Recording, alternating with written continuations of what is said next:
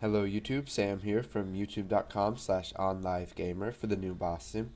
And in this tutorial, we're going to be taking a look at the preserve keyword. Now, if you remember in the last tutorial, we created a little application that has two list boxes. It has the first array and then the new array after we redeclare it by using the redim keyword. And we went through and we used a for each loop to add each item to the first list box before it's changed. Then we redeclared it using redim, and then we added the two values to the end of it that weren't already there. And then when we added them again, you can see that we get a problem here.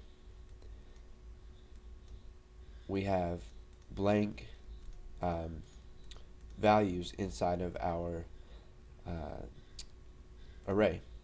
Now here, I'll just show you guys what will happen if we don't have the brackets here.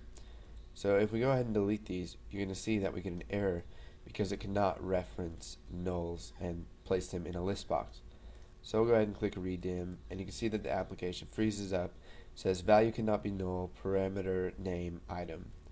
So the way we fix this is just by adding the brackets around it, so at least there's something being put into the list box. So we'll go ahead and stop it here, or we can drag this arrow right up there and then continue running it. And we close out of that, and you can see that it works just fine. So now what we're going to do is we're going to talk about the preserve keyword. So sorry, I had to pause there, so I may be off topic a little bit, but after we use the redim keyword, we can use the keyword preserve.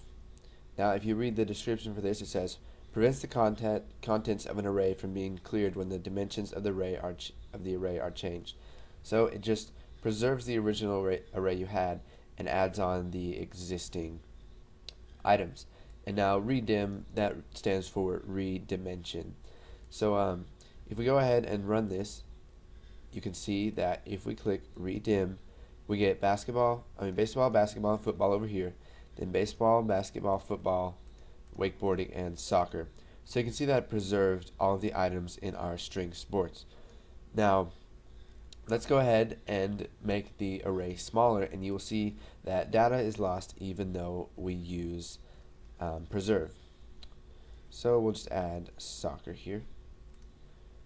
So if we redeclare and preserve, or redim and preserve string sports, but this time we only let it hold 4 spaces, or let's say 4 spaces instead of 5.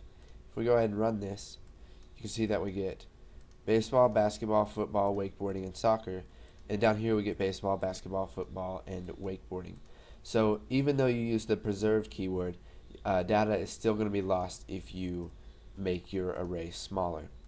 Now if we just redeclare it right here and run it, you can see that it gives us 4 blank spots because we did not preserve what we already had in there, and we made it smaller, so data is lost and there is nothing down here after wakeboarding. So we just have an empty array that holds 4 spaces. So preserve is a very simple concept. You should catch on to it really quick. Once you've practiced a little bit with redim and preserving arrays, go ahead and move on to the next tutorial. And if it's not out yet, just wait a little bit and it'll probably be posted soon. So thanks for watching, guys.